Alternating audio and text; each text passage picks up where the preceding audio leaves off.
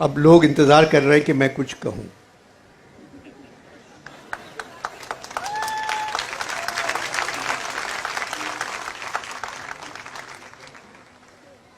अब तकरीबन मेरे जाने का ही वक्त है। 66 बरस मैंने झूठ लिखा, झूठ बोला। आज मैंने फैसला किया है कि अल्लाह को मुंह दिखाना है, मैं सच कहूंगा, कोई लफ्ज़ झूठ नहीं कहूंगा।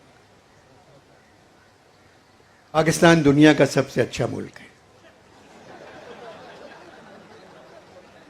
मैंने झूठ बोलना छोड़ दिया है। पाकिस्तान दुनिया का सबसे अच्छा मुल्क है। सूबे सिंध में जैसी मर्दमशुमारी होती है पूरी दुनिया में नहीं होती।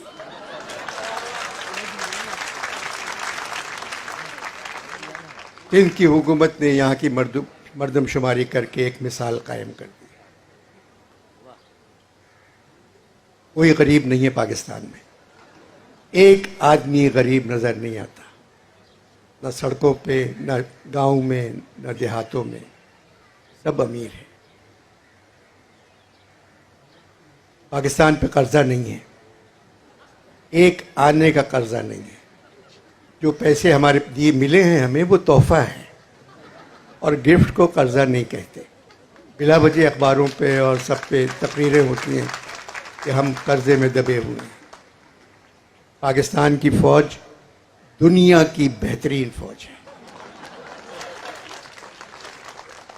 उनके पास घर नहीं है रहने को, फिर भी वो वतन की हिफाजत कर रहे हैं।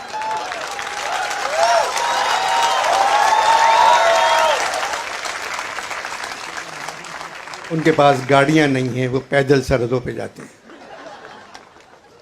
अब इतनी खुशी की बात है कि हमारे फौजी सिपाहियों ने, आर्मी ने, नेवी के अफसरों ने, पुलिस ने और दूसरी स्पेशल फोर्स ने मिलके 2 दहशतगर्द मार दिए।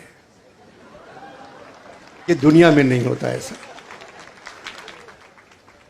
हमारी क्रिकेट टीम दुनिया की सबसे अच्छी क्रिकेट टीम। अल्लामा ने जो ख्वाब देखा था उससे कहीं ज़्यादा पाकिस्तान है। कायदे आज़म की मेहनत जगह जगह रंग ला रही है। 10 लाख बच्चे पिछले 10 महीनों में इसलिए ये मुल्क छोड़ गए कि अब किसी बुरे मुल्क में जाके रहते हैं। ये तो बहुत अच्छा है। और मैं इस मुल्क की क्या तारीफ करूं, जिसने मुझे कमाई का रास्ता दिखाया, जिसने मुझे लिखना सिखाया, जिसने मुझे बोलना सिखाया। ऐसा मुल्क और कहीं नहीं है। बदकिस्मत हैं कि 2 बड़े बड़े बुरे मुल्क हमारे आसपास हैं। सामने हिंदुस्तान है, पीछे अफगानिस्तान है। कायदे आज़म को ये प्लॉट लेने की क्या जरूरत थी?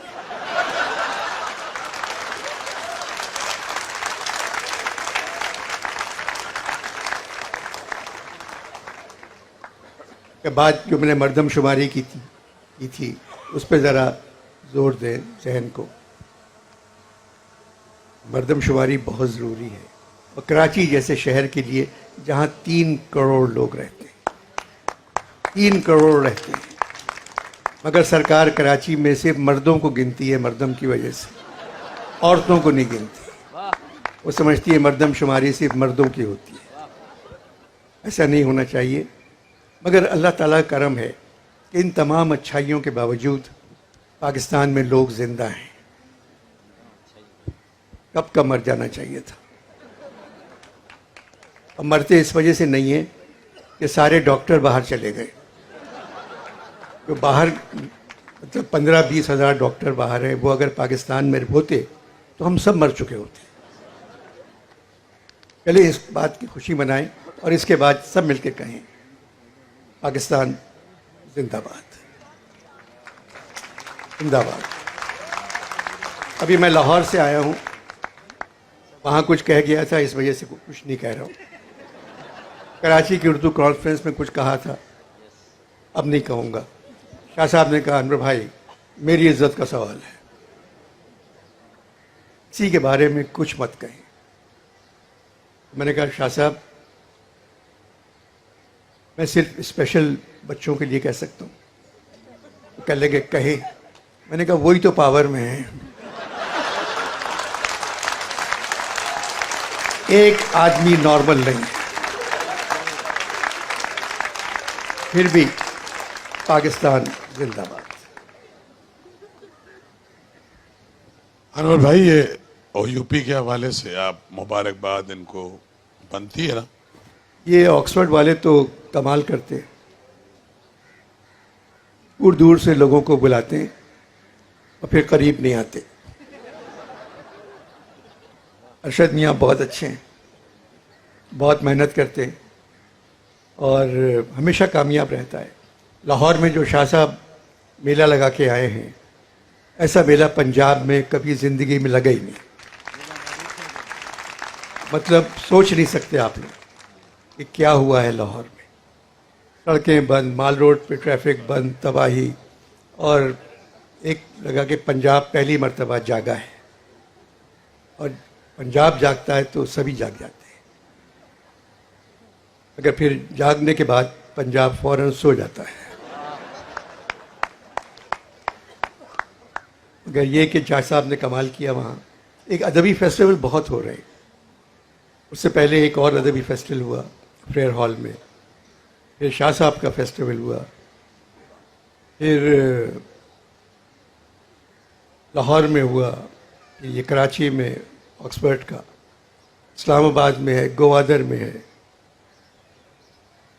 मतलब अदीब मरते जा रहे हैं और फेस्टिवल होते जा रहे हैं। कम से कम अदीबों को जिंदा रहना चाहिए ऐसे फेस्टिवल अटेंड करने के लिए। अगर अब तो ये लग रहा है कि जब मेरा इंतकाल होगा तो कोई पढ़ा लिखा फातिहा पढ़ने भी नहीं आएगा, क्योंकि सब जा रहे हैं। इस मुल्क में ऐसा नहीं होना चाहिए। पढ़े लिखे लोगों को जिंदा रहना चाहिए, हुकूमत को उनका ख्याल करना चाहिए।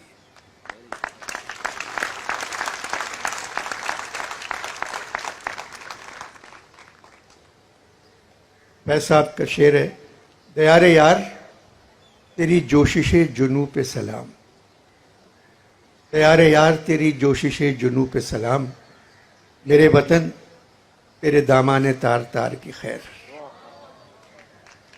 इस शेर के बाद हम क्या कह सकते हैं? सिर्फ उम्मीद रह गई है नौजवान लड़के लड़कियों से। अल्लाह ताला ने जो इनको समझ दी है, जो इनको जहन अता किया है, जितनी रोशनी इन बच्चों की आंखों में है, सारी उम्मीदें हम लोगों की इन लड़के लड़कियों से वाबस्ता हैं। निकलो घर से, निकले तो हुआ, तुम काम कर रहे हो दफ्तरों में, अखबारों में, मिलों में, हर जगह काम कर रहे हो तुम लोग। अब ये वक्त है, अगर कोई ज्यादती कर रहा है तुम्हारे साथ, उसके लिए बाहर निकलो, अंदर मत बैठो।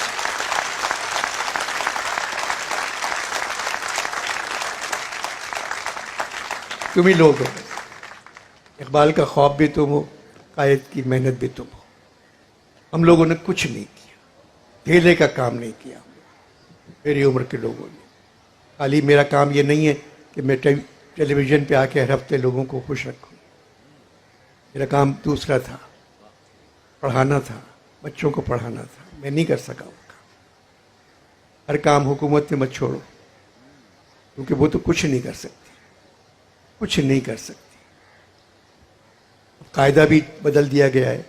ABCD अब नई जो आई है, ABCDEFGHQ। इसके बाद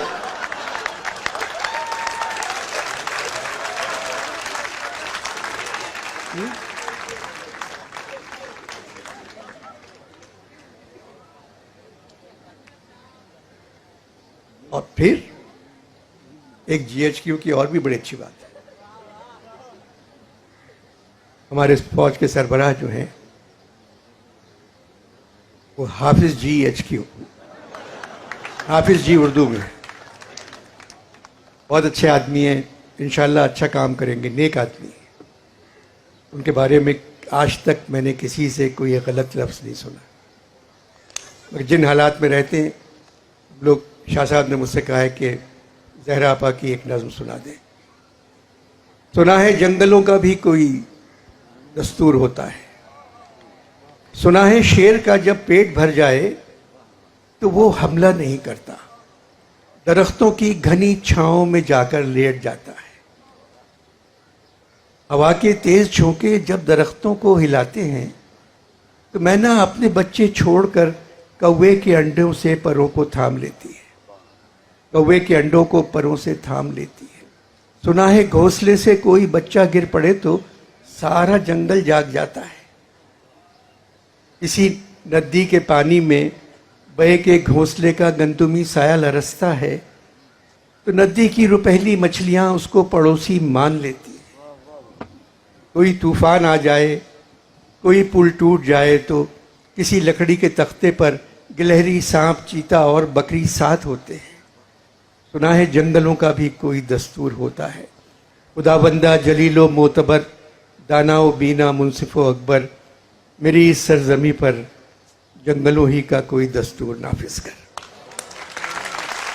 बहुत बहुत शुक्रिया।